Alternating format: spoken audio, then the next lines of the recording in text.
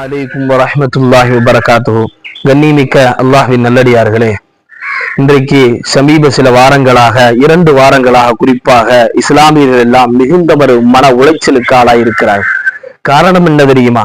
அல்லாஹ்வினுடைய நல்லடியார்களாக அல்லாஹ்வினுடைய பொருத்தம் பெற்ற இஸ்லாமியர்கள் எல்லாம் மிகுந்த ஒரு கவனம் கொண்டவர்கள், மிகுந்த ஒரு பாசம் கொண்டவர்கள், நேசம் கொண்டவர்கள். காரணம், இஸ்லாம் அதைத்தான் சொல்லித் தருகிறது.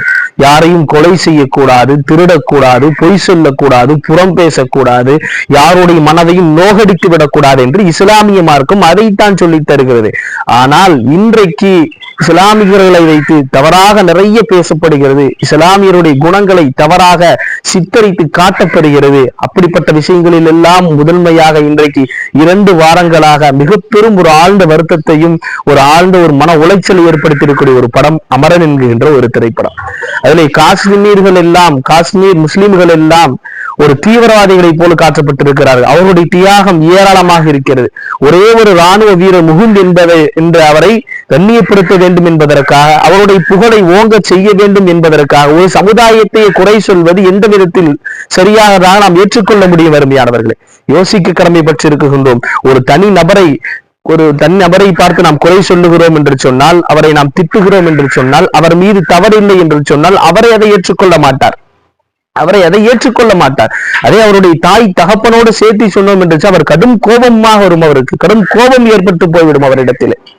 அதுவே ஒரு சமுதாயத்தை, அவருடைய வம்சத்தை, உங்கள் சமுதாயமே இப்படி என்று சொல்லுகிற பொழுது எந்த ஒரு முஸ்லீமால் ஏற்றுக்கொள்ள முடியும்? பெருமானவர்களே, முஸ்லீம்கள் செய்த சேவைகள் ஏராளமாக இருக்கிறது. அதையெல்லாம் படமாக எடுத்து காட்டலாமே. எத்தனையோ சேவைகளை செய்திருக்கின்றோம். சொல்லி காட்ட வேண்டும் என்பதற்காக நாங்கள் சொல்லவில்லை.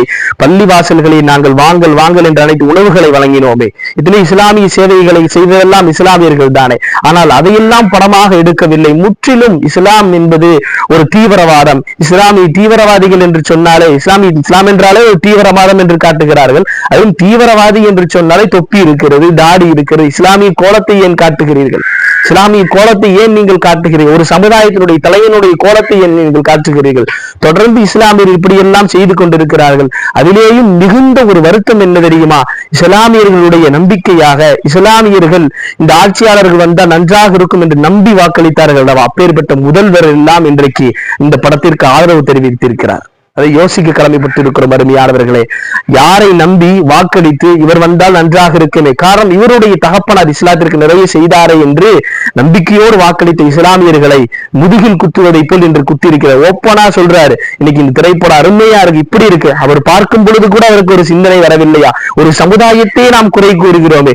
முகுந்த் என்கின்ற அவருடைய தியாகத்தை நாம் மறக்கவோ இல்லை. ஆனால் அவர் ஒருவரினுடைய புகழை உயர்த்துவதற்காக ஒரு சமுதாயத்தையே குறை சொல்வது என்பது எந்த விதத்திலே சாத்தியமாகும்? நம்ம யாவர்களை யோசிக்க கடமைப்பட்டிருக்கிறோம். அதிலேயும் குறிப்பாக நாம் தமிழர் என்கின்ற சீமானினுடைய அரசியல். சீமான் அவர்கள் மீது பல இஸ்லாமிய இளைஞர்கள் எல்லாம் சீமானினுடைய பின்னே செல்கிறார்கள். அவர் நல்ல ஒரு இஸ்லாத்திற்கு நிறைய விஷயங்கள் செய்வார் என்றெல்லாம் பல கற்பனைகளை வளர்த்து கொண்டு செய்கிறார்கள். ஆனால் இன்றைக்கு ஏற்படுகின்ற நிலைமை என்ன? அவரும் சொல்றாரு, இன்னைக்கு என்ன சொல்றாரு? அருமையான படம் யாருக்குமே தென்படவில்லையா? ஒரு சமுதாயத்தை குறை சொல்லுகிறோம் என்கின்ற ஒரு சமுதாயத்தை குறை சொல்லுகிறோம் என்ற மன உறுத்தல் இல்லையா? இன்றைக்கு இஸ்லாமியர்கள் எல்லாம் எங்கள் சமுதாயத்தை நீங்கள் குறை சொல்கிறீர்கள், எங்களுக்கு நீதி வேண்டும், இந்த படத்தை தடை செய்ய வேண்டும் என்று கூறி தெருக்களில் எல்லாம் போராட்டம் செய்கிறார்கள்.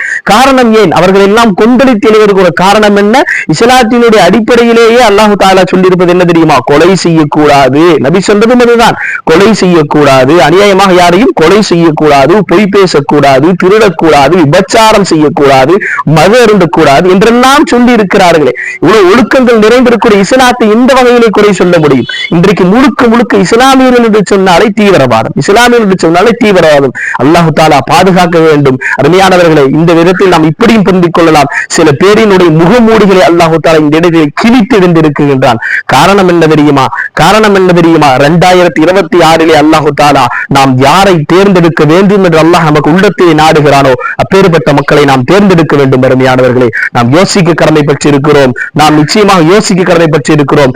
அல்லாஹு தஆலா நல்ல ஒரு ஆட்சியை தந்தருள் புரிவானாக. ஒரு சமுதாயத்தை குறை சொல்லக்கூடிய, ஒரு சமுதாயத்தை குத்தி காட்டக்கூடிய, முகமூடி அணிந்து வழி நடத்தக்கூடிய வழி நடத்தக்கூடிய தலைவர்களை வச்சு அல்லாஹ் நம்மை பாதுகாப்பானாக. நம்முடைய இஸ்லாமிய சமுதாயத்தை எல்லாம் பாதுகாப்பானாக. நம்முடைய இஸ்லாமிய சொந்தங்களிடத்திலே மாமனாக மச்சானாக இருக்கக்கூடிய நம்முடைய இந்திய உறவுகள் அனைத்தையும் அல்லாஹு தாலா பாசத்தையும் நேசத்தையும் நமக்கு அல்லாஹு தாலா மென்மேலும் அதிகப்படுத்தி தந்தருள் புரிவானாக. அல்லாஹு தாலா மென்மேலும் வெற்றியை இஸ்லாம் மக்களுக்கு தந்தருள் புரிவானாக, இந்திய மக்களுக்கு தந்தருள் புரிவானாக. அஸ்ஸலாமு அலைக்கும் வரஹ்மத்துல்லாஹி.